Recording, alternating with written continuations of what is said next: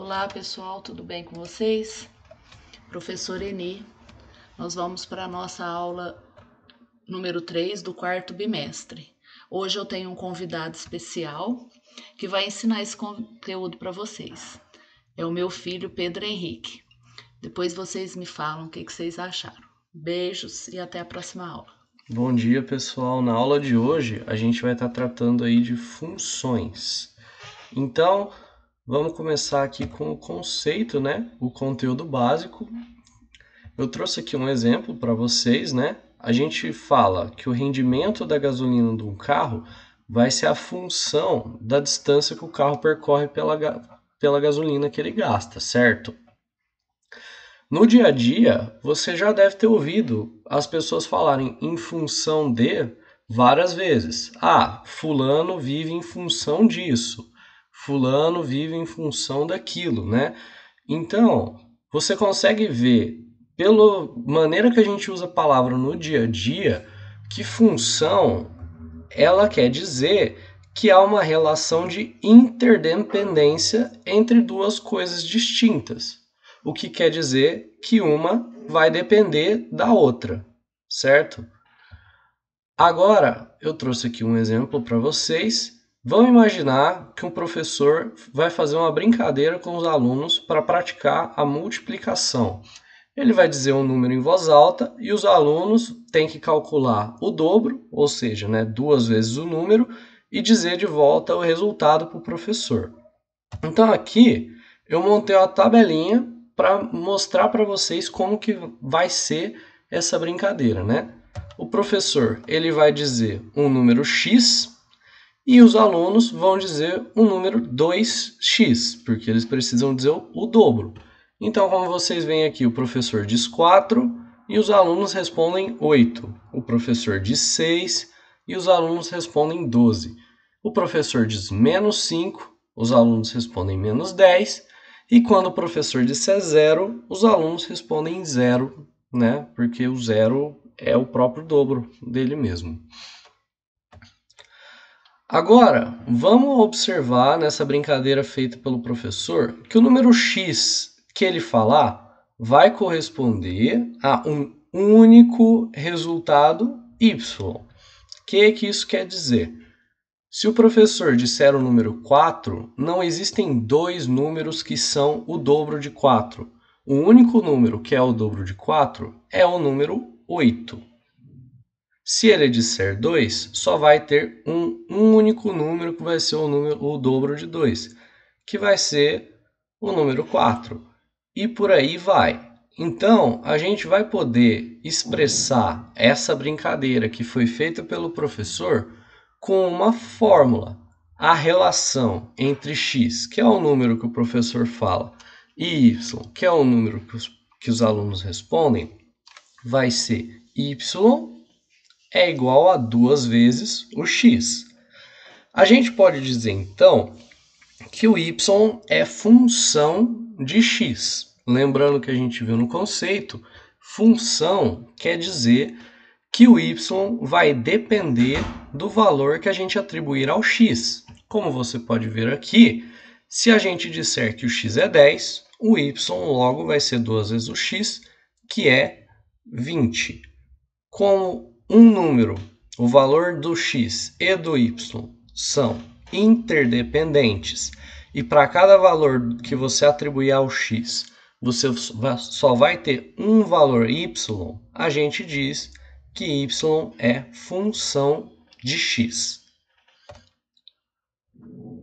Agora, a gente pode representar essa função usando um diagrama para dar para entender melhor.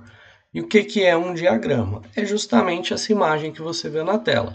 São dois domínios, ali um domínio A, né? O círculo A e o círculo B, que vão correlacionar os números dentro de um com os números dentro de outro. Como a gente está representando a função da brincadeira do professor, qualquer número que esteja no domínio A tem que ter um correspondente no domínio B que seja o seu dobro, que seja a resposta que os alunos deram para a pergunta que o professor fez. Caso o professor tivesse dito o número 20, a gente teria que ter ele no domínio A e teríamos que ter 2 vezes ele no domínio B. Então aqui a gente tem 4 no domínio A, que é a parte onde o professor faz a pergunta, e o seu dobro no domínio B, que é o 8.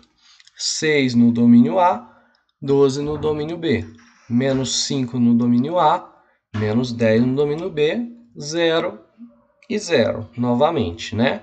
Então, a gente representa isso num diagrama para dar para visualizar bem que para cada número que o professor falar, tem que ter somente uma resposta possível e correta no diagrama B, que é a resposta dos alunos, para que isso seja considerado uma função.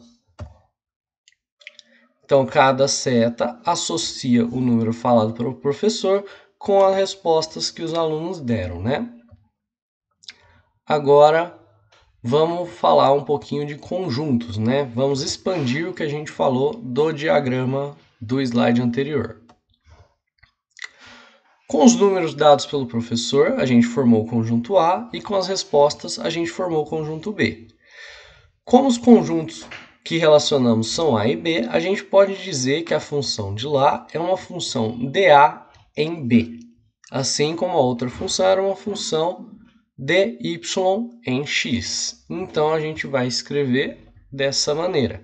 F, dois pontos, de A, uma seta e o B. Sempre que você lê algo que está escrito nessa maneira, F de função, dois pontos, conjunto A, uma seta, conjunto B, você pode ler que F vai ser uma função de A em B. Agora, vamos trabalhar funções e pares ordenados, né? Sempre que a gente vai atribuir um valor a x e determinamos seu correspondente y, a gente vai ter dois números, correto? Você vai ter o número x e você vai ter o número que você obteve a partir de x, aplicando na função, que é o y. Se a gente considerar que o número que conseguimos na função, o x, vai ser a abscissa de um par ordenado de plano cartesiano, que foi o conteúdo da última aula, se vocês lembram bem, e que o número que a gente conseguir, y, daquela função, vai ser o eixo y, né, o ponto do eixo das ordenadas, a gente vai formar uma função que pode ser localizada no sistema cartesiano para construir um gráfico. Basta, né, pegar os pontos e colocar no sistema. Então, vamos fazer um exemplo aqui de como que se faz isso. Vamos construir um gráfico da função do primeiro grau que a gente está usando de exemplo para essa aula, né? Que a função y vai ser igual a 2x. Então, para construir o gráfico de uma função, o primeiro passo que a gente tem que fazer é construir uma tabela atribuindo valores a x e a gente vai calculando, né, os valores de y de acordo com a regra dada a nós pela função ou pela lei de formação. O que é? Se a função é y igual a 2x, o valor x que a gente atribuir vai nos permitir achar o valor y, basta multiplicar ele por 2. Caso fosse y igual a 3x, mesma coisa, basta multiplicá-lo por 3. E assim em diante. É isso que significa seguir a lei de formação da função. E assim a gente vai obtendo os pares ordenados x e y da função. Então, comecei aqui construindo uma tabela, o x, a lei de formação que é y, que vai ser igual a 2x, e ali o par ordenado. Então, a gente vai dar um valor para o x e pegar o seu correspondente y. De onde que eu tirei esse valor? Esse menos 3, menos 2, menos 1, 0, 1 e 2 que eu atribuí ao x. Você pode dar o valor que você quiser ao x. não necessariamente precisam ser esses aqui que eu coloquei. Eu coloquei esses valores aqui para ficar mais fácil da gente representar no gráfico. E é importante que eles sejam valores subsequentes, né? Então a gente tem o menos 3, depois na sequência o menos 2, o menos 1, o 0. Mas a ideia é que você vá encontrar um padrão dentro do seu gráfico. Então não importa o valor que você atribua ao x. Contanto que você atribua vários valores diferentes, você vai conseguir ver um padrão ali dentro do seu gráfico. Então você poderia ter colocado 10, 12, 15, 20 como os valores de x sem problema nenhum. É convenção colocar valores ali mais próximos do zero, geralmente o menos 1 até o 3, ou se não menos 3 até o 2, coisa assim, certo? Então vamos encontrar o y pelos valores que eu atribuí a x. Então aqui você tem o menos 3, que é o valor que eu atribuí a x, que poderia ser qualquer outro valor aqui, né? A gente só está usando isso de exemplo para construir o nosso gráfico. E quando o valor de x é menos 3, o valor de y vai ser o dobro, ou seja, o valor de y vai ser menos 6. Aqui a gente encontra o par ordenado. Então, eixo x menos 3, eixo y menos 6. Temos o nosso primeiro ponto que vamos encontrar no gráfico mais tarde. Mas com um ponto não dá para construir um gráfico, né?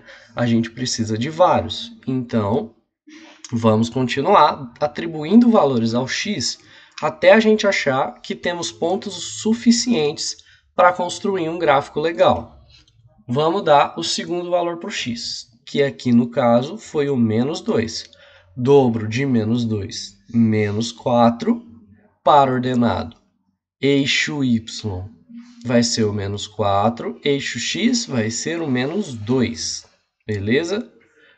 E continuamos com os outros valores.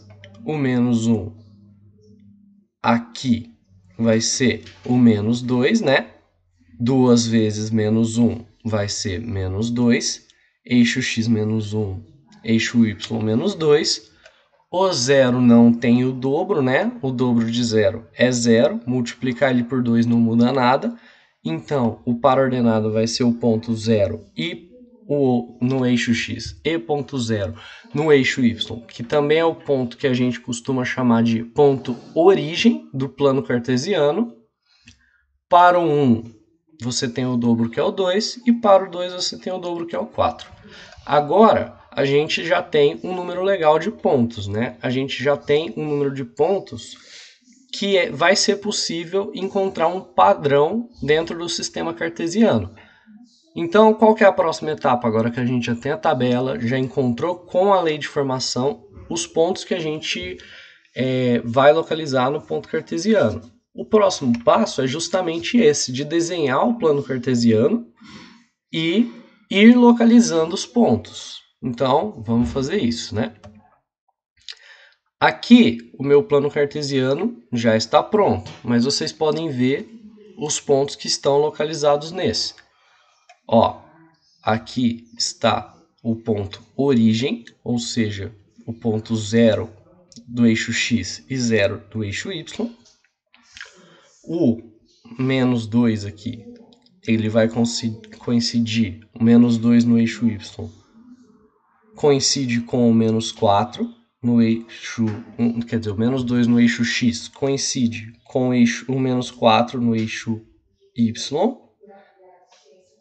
O menos 1 do eixo x vai coincidir com o menos 2 aqui do eixo y, assim como na tabela que a gente montou. O 0 com o 0. O 1 no eixo x com o 2 do eixo y. O 2 do eixo x com o 4 do eixo y. Então, depois que a gente marca os pontos, a gente liga eles, certo? E a gente tenta construir um padrão com isso. Qual que é a forma da figura que vocês conseguem enxergar que ficou aqui no gráfico?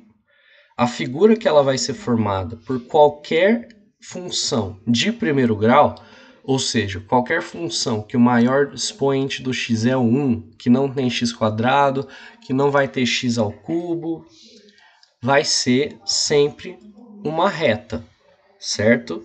Então, vou fazer algumas perguntas aqui. Se eu escolher algum outro valor para o x, digamos, pela lei da formação, eu coloco lá, x é igual a 25. E aí, eu faço a conta para encontrar o y.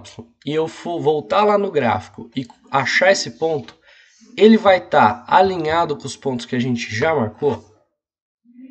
A resposta é sim, ele vai, porque todos os pontos da função estão dentro de uma mesma reta. Então não importa qual valor você atribui para o x.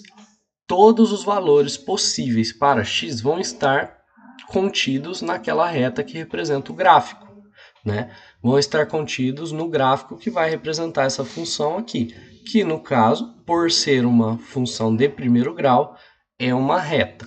Na próxima aula, a gente vai ver como vão ficar as funções de segundo grau. Mas tenham em mente, se a função for de primeiro grau, o gráfico que a representa vai ser uma reta. Então, na próxima aula a gente continua os estudos de gráficos e de funções, trabalhando aí as funções de segundo grau, né? E vamos ver como que alterar uma função reflete no gráfico que representa essa função, beleza?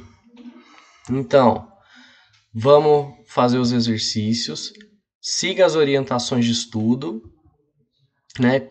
Copie e resolva as questões que estão aqui no seu caderno, leia atentamente o que se pede e deixe no caderno toda a resposta da pergunta, não somente o resultado final. Deixe todo o seu raciocínio, a resolução.